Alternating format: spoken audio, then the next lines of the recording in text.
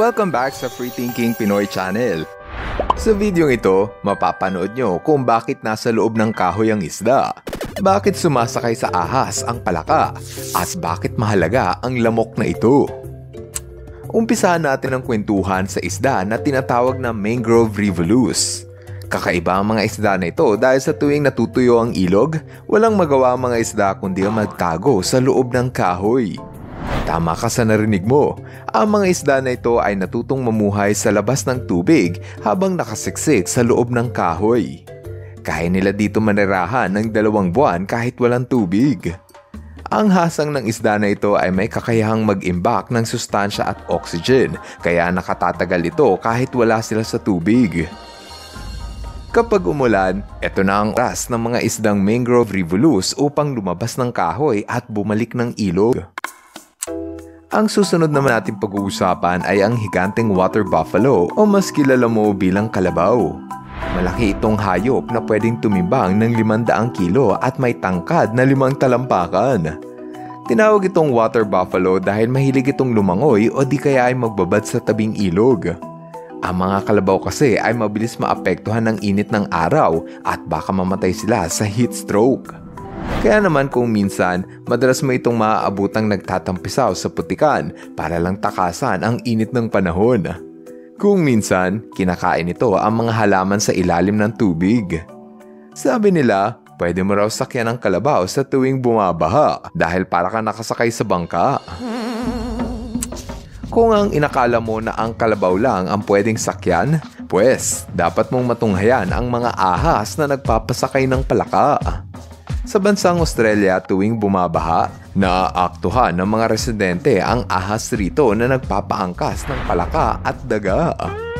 Siguro, masyado pang busog ang mga ahas kaya hindi nila kinakain ang palaka na nasa likuran nila. Nakakamangha kasing tignan na hindi natatakot ang palaka sa ahas.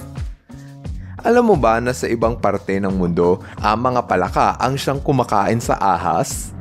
Meron kasing uri ng bullfrog na sobrang laki, kaya nitong lunokin ang buong ahas. Parang ang hirap paniwalaan pero posible pala na matalo ang ahas sa palaka. O ito, naniniwala ka ba na merong lamok na hindi umiinom ng dugo? Gusto ko sanang makilala nyo ang elephant mosquito. Ang mga lamok na ito ay umiinom lang ng katas ng prutas at matamis na nektar at kailanman ay hindi ito uminom ng dugo. Kung titignan ng maigi, makikita mo na medyo kakaiba ang itsura ng elephant mosquito kumpara sa mga buwisit na lamok. Mahalaga ang papel ng elephant mosquito sa ating mundo dahil sila ang pumupuksa sa kitikite ng delikadong lamok. Yung malaking larvae na yan ang larvae ng elephant mosquito. Yung maliliit naman ay ang kitikite ng mga lamok na responsable sa pagpapakalat ng sakit gaya ng dengue at malaria.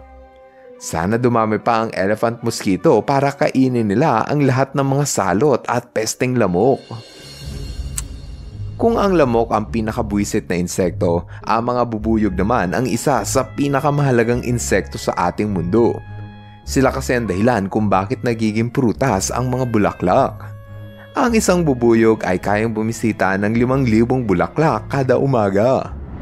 Sa sobrang pagod ng mga bubuyog, kailangan nilang matulog ng 5 hanggang 7 oras tuwing oras ng gabi. Pero ibahin mo ang Cape honeybee. Ito na ata ang pinakatamad na bubuyog. Upang mabuhay ang Cape honeybee, nakikitira ito sa bahay ng ibang bubuyog at dito sila makikikain. Ang mga Cape honeybee ay kasing laki lang ng queen bee, kaya akala ng mga worker bees ito ang kanilang reyna. Ang hindi nila alam, ito ay impostor at nagpapanggap lang para libre silang makitira sa beehive. Kung nag-enjoy ka sa ating kwentuhan, dapat ipindutin mo ang like button. Ngayon, andito na tayo sa ating shoutout portion. Hello kay Vien Pine. Hello rin kay Haren Bokilon. What's up kay Yumi Mabituin, Daddy Chris, Mami Norsen, Kuya Kian Drake at Sabina Belia Pamintuan, 3D, Hopya, Mami Camille at Daddy Onyok, at kina Haadi, Hamdi at Fauzan. Maraming salamat sa inyong panonood. See you guys in our next video. Bye-bye! Hello mga ka-FTP, ako si Nomer at nagpapasalamat sa inyong panunood. Kung nagustuhan nyo ang video ito, subscribe na sa FTP channel. Don't forget to hit the subscribe button para updated ka sa mga bagong videos. Paalam!